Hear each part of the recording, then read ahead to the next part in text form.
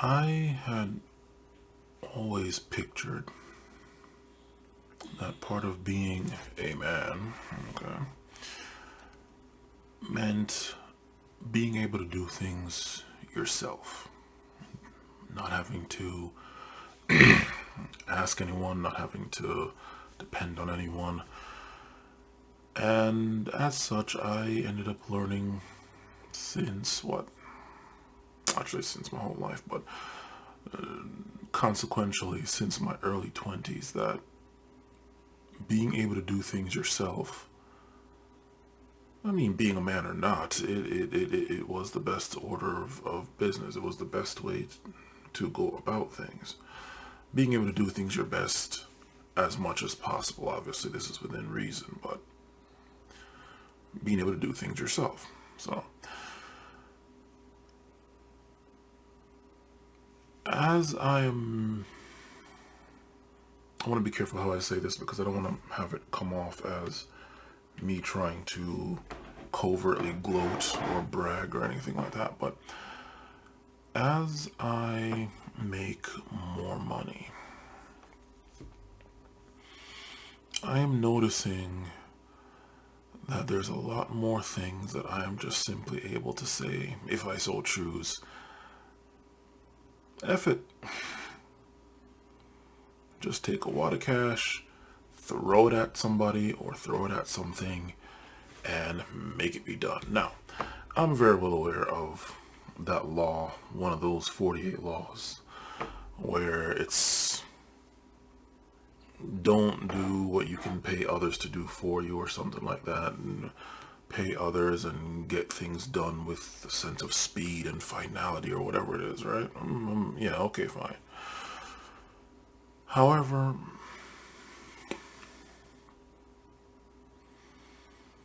I've been so used to just having to do things on my own and figure things out on my own in order to survive, in order to live, in order to keep functioning, that I don't really know if that's going to be possible even with the more money I make. What am I getting at? All right, let's run through a few things here. All right, let's run through a few things. First thing, there's this 252 piece socket set. You can see how beat up it is, like a black belt that's essentially gone gray with age and use and experience. I have had this since I was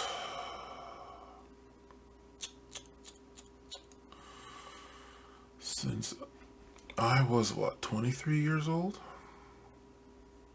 I've had this since I was 23 or 22, something like that. Why did I get this? In fact, I got this. I'm about to be 37 in what? 9 days. February 20th. It's February 11th now. I've had this since I was at most 23, if not earlier. And the thing is, I just got this because I just had the weird urge to. I just had a sudden urge to. I don't know why. I had no use for it. If I remember correctly, I didn't have a car at the time, so I really had no use for it. But something just urged me to get it. Okay? So I got this thing, I believe from the Home Depot, and this was one of the last few, if I'm not mistaken, that was made in America. I'm not sure. But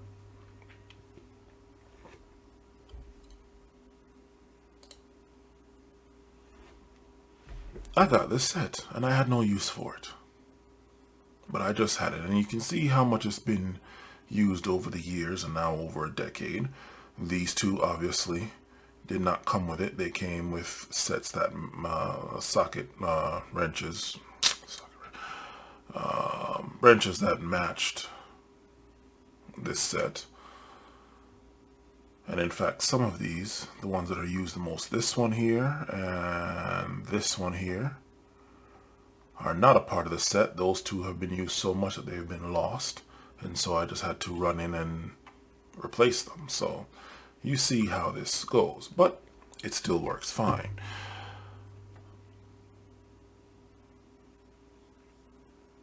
I finally got some use out of this set once I got my first car. First car at 23, was it?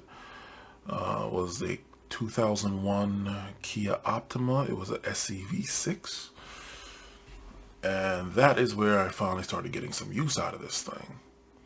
But, and of course you see the pump here, the air pump, and moving right along with these pictures, you can see here also I have a breaker bar, Icon breaker bar, which is I guess Elite Harbor Freight, and the Icon, I think this goes up to 250 psi, the torque wrench.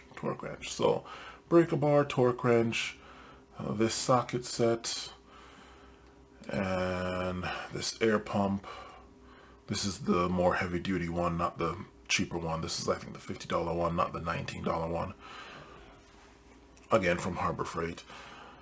And those things go with me everywhere. They are in my trunk. They live in my trunk. They go everywhere I go. Okay. I need to add to this a jump pack. And I used to have jumper cables in here. I don't anymore. And this is more recent, but there was a time, there is a backstory on why I need to get a jump pack as opposed to having cables. And obviously it should be quite obvious to anybody, but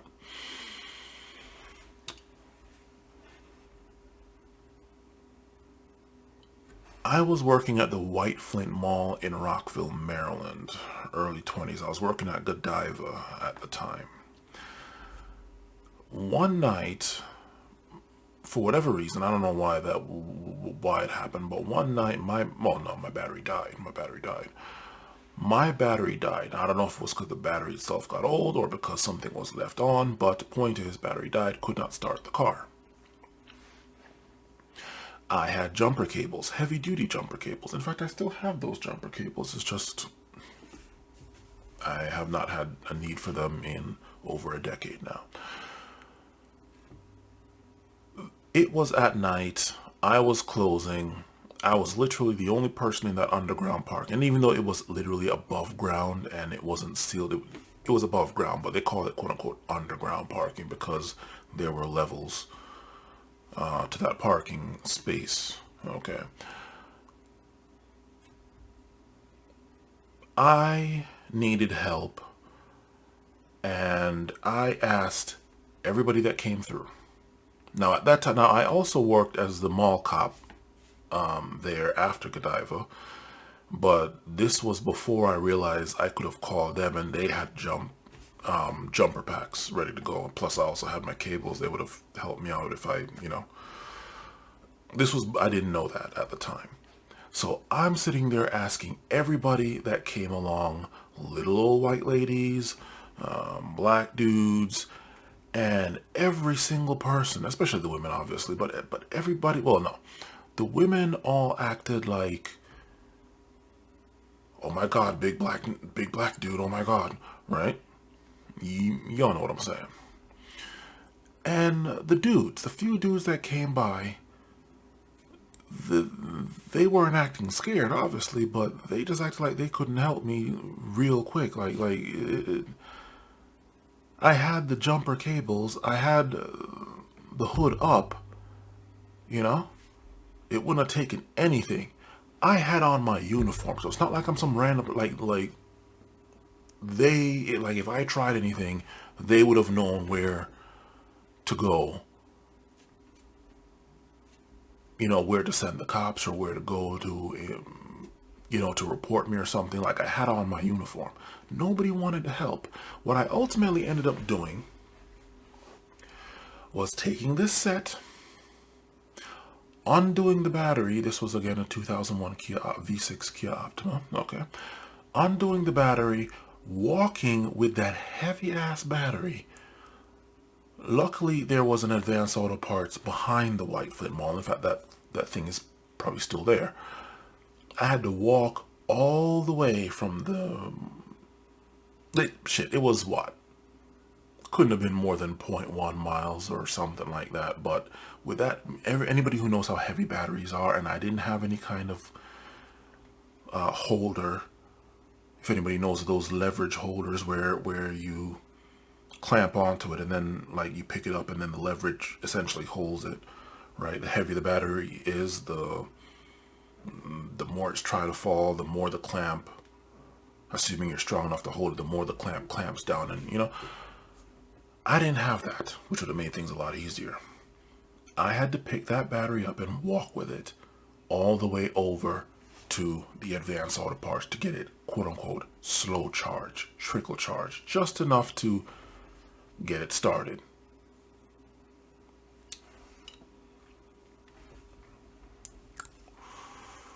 That was 2 hours of just standing there in an auto parts store, tired as hell, wishing I could go home. And then they finally charged it. They got some decent amount of charge out of it. Okay, fine. Luckily, my alternator was working properly. Although I just recently saw a video by, can't remember the car. It's like a Toyota technician. It's a Middle Eastern dude that runs a Toyota channel. I forgot his name, but I recently saw a video from him a couple days or maybe weeks ago, where an alternator is not supposed to be charging the battery. That's what kills alternators more than anything else. I didn't realize that. I thought alternators were to charge the battery. No, the batteries are supposed to be healthy, and the alternator maintains the battery. It's not supposed to be charging it from dead. I did not realize that, so that was interesting. But point is, alternator 01 Kia Optima at the time, Chart was able to charge with the battery once I got it started and was able to drive home. Okay. It was at that moment, that specific moment, that I realized I need to have my own shit. Because it's one thing if women don't want to help me. Right? Wouldn't have killed them. God knows they would have wanted my help if I was there. Or expected my help. But even the dudes didn't want to help me. And again, I'm not begging for money. I'm not asking them to drive me anywhere. I am simply asking for a fucking jump. That's it. That is something that people ask for. Not so much now, I suppose, but the further back in history you go, people ask for that stuff.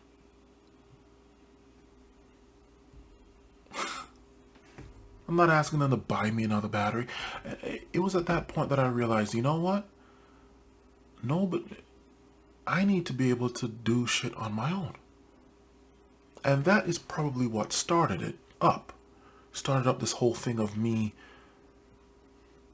figuring stuff out. Now, the second part to that, now let's go in order. So there's that part. That's where this all started. I had this thing sitting there collecting dust, growing mold, not using it for what had to have been at least a year, if not more. I don't know why I got this thing. I just had this weird urge, impulse buy to just get this. It was years before I got a car again. Before I got a car. After I bought this thing. So I was not fixing anything. I was not intending to be an auto mechanic. There was no reason for me to get this, but I did. Okay.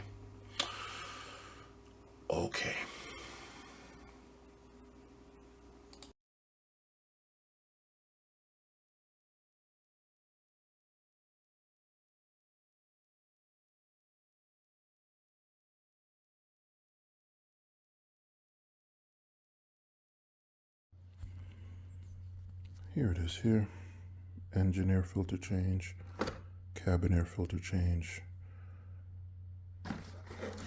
I also changed the windshield wipers, and these are nice because you can change the rubber parts and still keep the blade themselves. They come with spare rubber inserts. That's quite nice. I was going to change the oil as well, but it looks like BS outside and I didn't feel like getting wet and it's cold, and I'm just going to hold off on that until I change the oil in my car. I also did the mass airflow cleaner, sensor cleaning as well. But that's not the point of that. The point of it is this. Got this thing. And this is old. I've had this for years now. And the various kits. This is the kit for, don't mind my feet. This is the kit for, whoops, what is this? For belt conditioner, which I actually don't ever use. I need to throw that out. I don't use it anymore. This is the mass airflow cleaning kit, quote unquote kit. This one is the battery kit. That one looks like the oil. Yeah, the oil change. And then I think this one on the bottom is the brakes, the brake and rotor. I also do not use that air pump anymore. Anyway, actually, let me put this back in there. So this is my massive kit that I use to help me maintain the car. And of course the jack and jack stands and all that stuff is outside. So there's that. And you see that there. I have a gigantic mobile tote of stuff. Now, cars is one of short of your own medical health, your own bodily health, physical, much less mental. House, cars, and computers, I believe, electronics, are probably the three most expensive things in the world as far as maintenance and such. Okay. Anybody who knows me knows computers is the native language. There's no problem there. Oh, what the hell is this ant doing here? That's not good. Computers, electronics, that's the native language. No problems there. As far as cars go, anybody who's been watching me for any significant amount of years knows that my whole thing of learning how to take care of cars came from Uber. Uber more than anything else. A little bit before that, again, I had the Kia Optima, and that was way, like, that was like early to mid 20s. More early than mid. But it mainly came from Uber. Anybody who knows Uber, rideshare in general, not even food delivery, but rideshare, Uber and Lyft, especially Uber.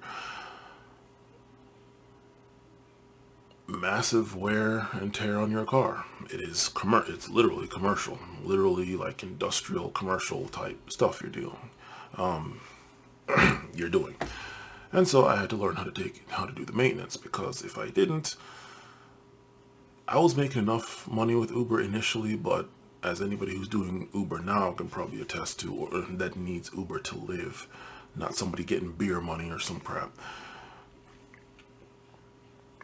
Those maintenance costs, oil changes, much as everything else. God forbid you have a CVT and those transmissions. Shock struts, spark plugs, all that business breaks, just complete brake and rotor job. I had to learn how to do that stuff myself to make Uber at the time profitable. It's another example of survival mode that I can't turn off. Why? Because as it stands right now, with just my income alone, much less her income, both of our incomes put together, just my income alone, I don't have to do this anymore. I can literally throw huge gobs of cash at problems. Now, I'm not saying if I got like some legal problems that I'd be straight. No, I'd be screwed. But day-to-day living problems like this, routine maintenance of life, I can throw money at it now. So you're probably thinking, okay, so what's the problem? The problem comes, for me anyway, in number one, again, I can't turn it off. So as I've said in, I think probably the video before this one, end of next year, I'm like this year I'm going to be pulling in over 100,000 due to overtime, especially since it's an election year, major election year, not even the kind of election year that this is gearing up to be, but just election year, and yet all presidential election year. The overtime is going to result in me pulling in over 6 figures after taxes, okay?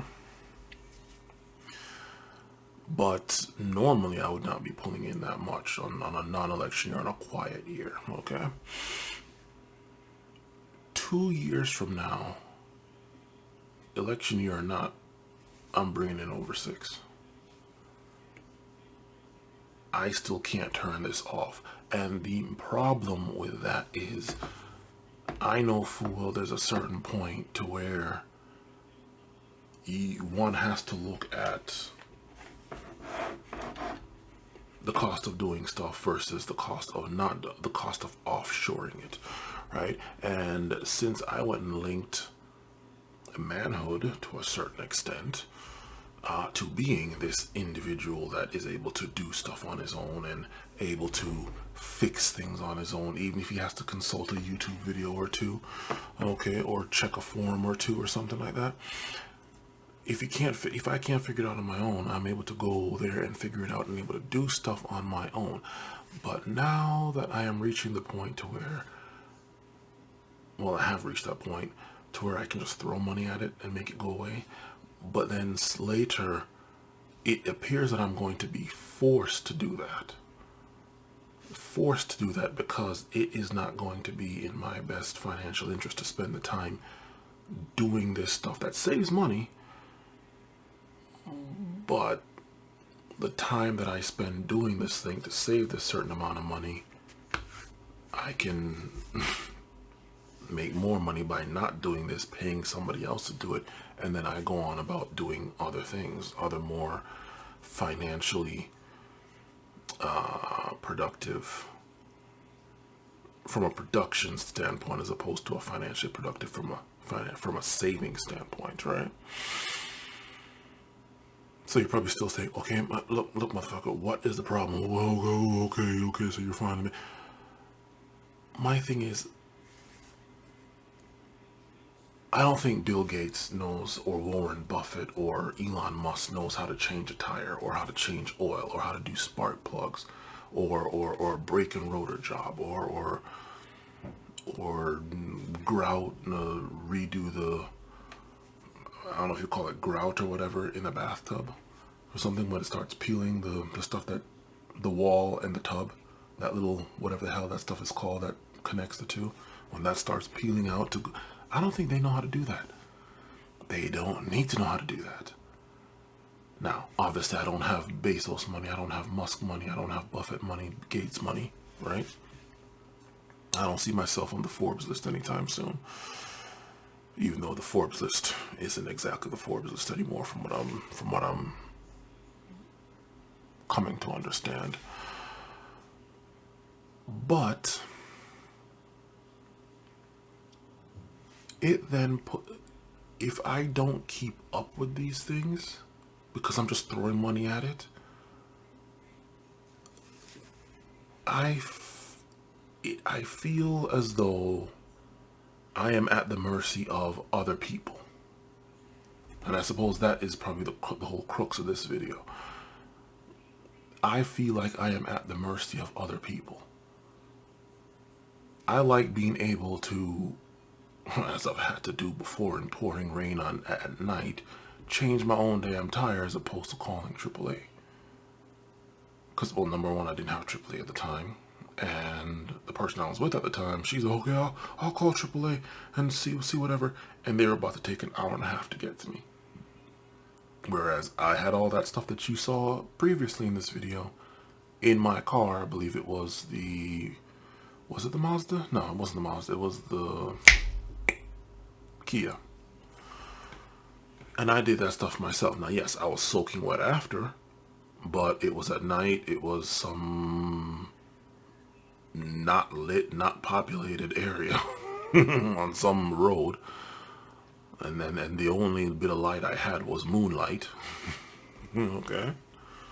I didn't even have the power. Well, I don't take the power tools with me. But it's nice to be able to do that.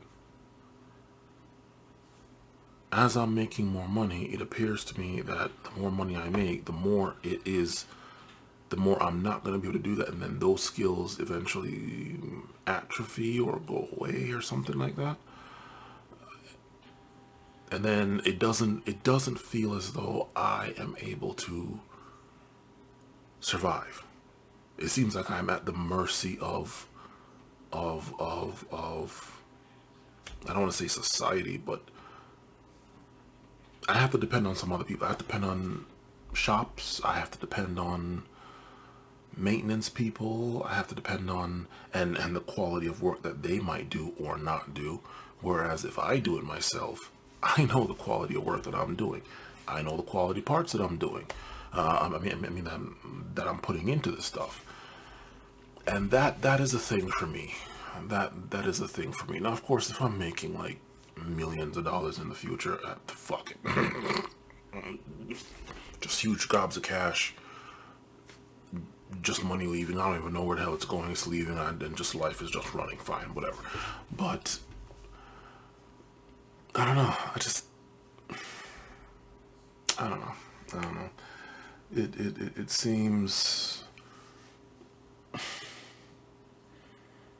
I mean, I guess one could argue, okay, well, you're still being a man. You're able to sit here and provide. Well, not even provide, but you're able to sit here and, under your own strength and power, generate money to be able to offshore and dictate like some king dictating to pawns. Do this, do that, do this, do that. I mean, that's more of a man than having to be your own pawn and fix stuff. I don't know. I quite enjoyed it. I quite enjoyed it. Not saying that I don't prefer the money. Part of me learning all this stuff, learning how to do all this stuff, learning how to be this rugged, although I don't know how rugged it is, maybe more trimmed and clean cut, rugged individual, minimalist individual, was probably due to necessity, due to being poor. Like, I had to learn how to do this stuff to make Uber work, because Uber was 100% of my source of income, and that depended on that car. So it's like, it needed to get done, but I didn't have the money to pay somebody. But it needed to get done, but I didn't have the money to pay somebody. But it needed to get done. Feel me? So, and now I'd have to essentially, it's not even turn my back. It's not like something I'm consciously choosing to do, but it's just something that seems like the more I advance in my career and the more money I make, the more I am effectively forced to do that, because if I'm making say $55 an hour, is it really worth it to me to be changing my own oil, to be doing my own brake and rotor job? Like, is it really worth it to me to go do that as opposed to paying somebody else to do that and then go do stuff that's going to make more money, right?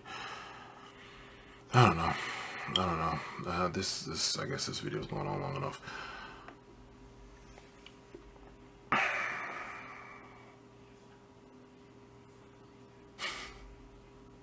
suppose it's a nice problem to have. One thing that I carved out for myself as being a real man is being able to survive and thrive on my own. Just give me my food, clothing, and shelter, and everything else I'll be able to figure out on my own without anybody's help. You know, I cook my own meals, do my own laundry, do my own domestic work, 100% my own domestic work. I do my own car maintenance outside of stuff, transmission flushes, right? You know, and alignments, and balancing, that too.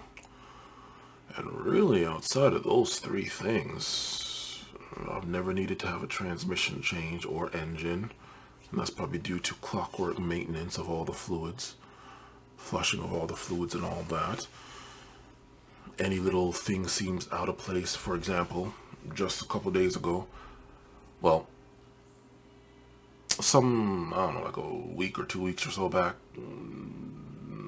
actually it's probably a bit longer. Anyway, there was ice on the road, or ice in the parking lot of my job, and the front right wheel hit some black ice. All the other wheels didn't, but that one did, and that knocked the alignment out. Now, everything seemed okay, so I drove with it for a couple of days, but that alignment was starting to get really bad, and it was really bad by what the printout said when I finally got it done. Monday is when I got it done. This past Monday. It is now Sunday, Super Bowl Sunday, actually.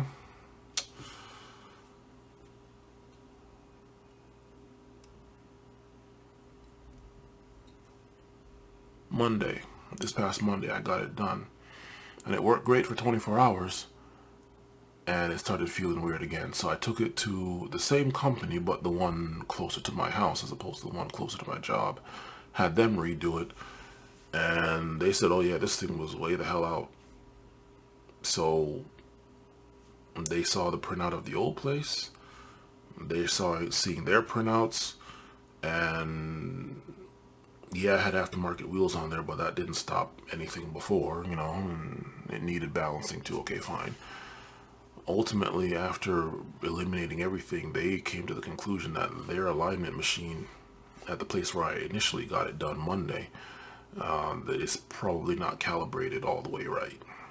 Because now it's perfectly fine.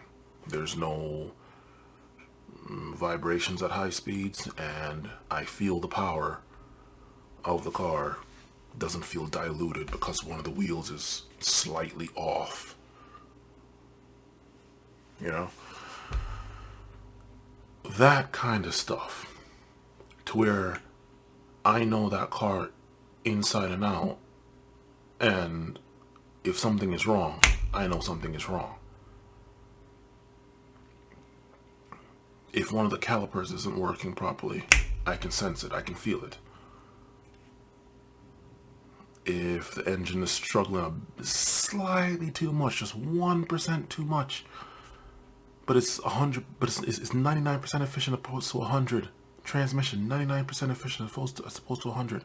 I can sense it, I can feel it. Time to get oil change. Time to do a transmission flush, not drain and fill, flush. I feel like all of that is going to go if I turn into one of these people, or I'm forced to turn into one of these people that just has money that I can just throw at problems to make them go away. I don't know. I quite liked being connected to stuff. Of course, I don't like being poor, obviously, but I quite liked the connection to the ground, if you know what I mean, that I had in having to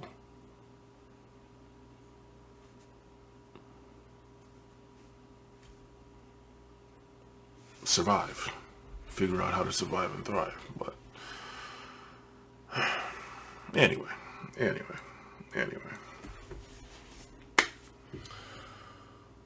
Anyway, that's enough of that.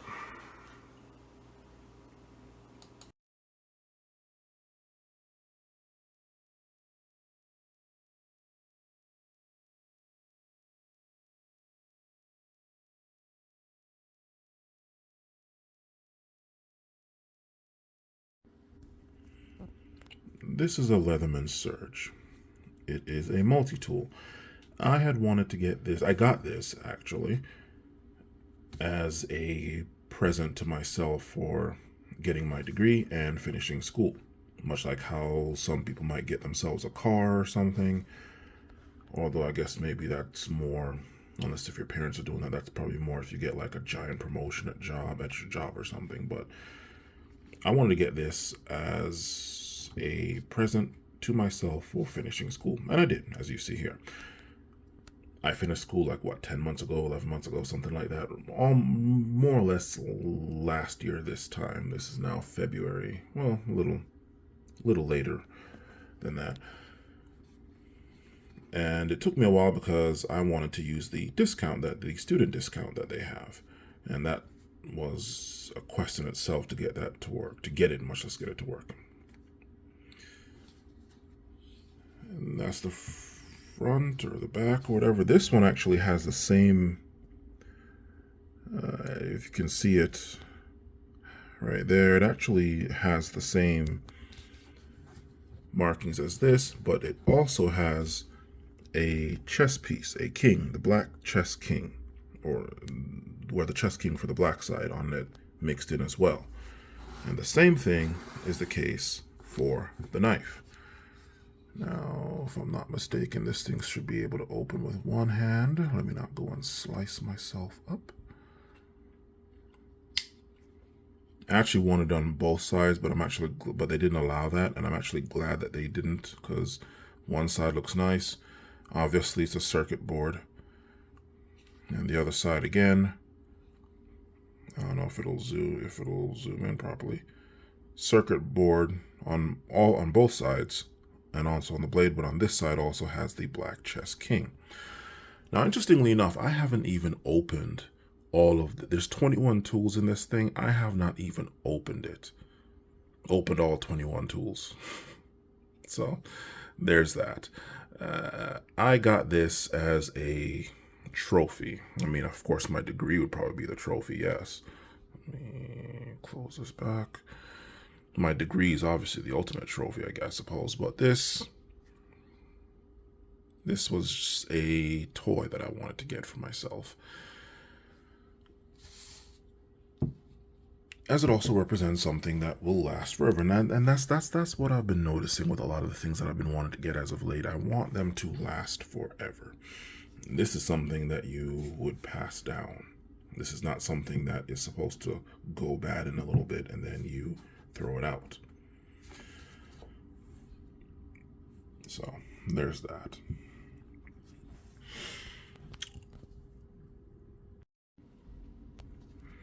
The other reason why I wanted to get this thing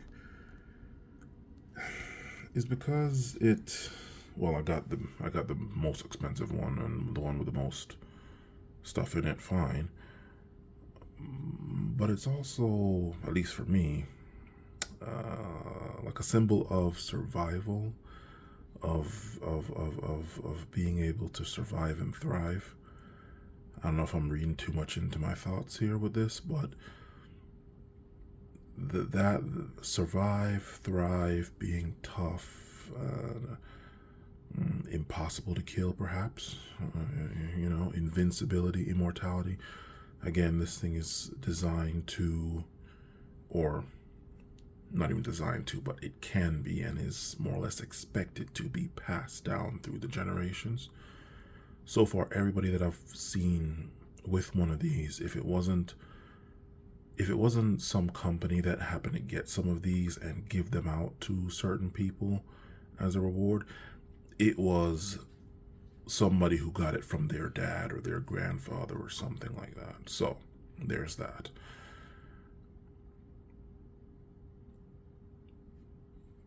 To me, this looks like something that is, or symbolizes something that is hard, if not impossible, to kill.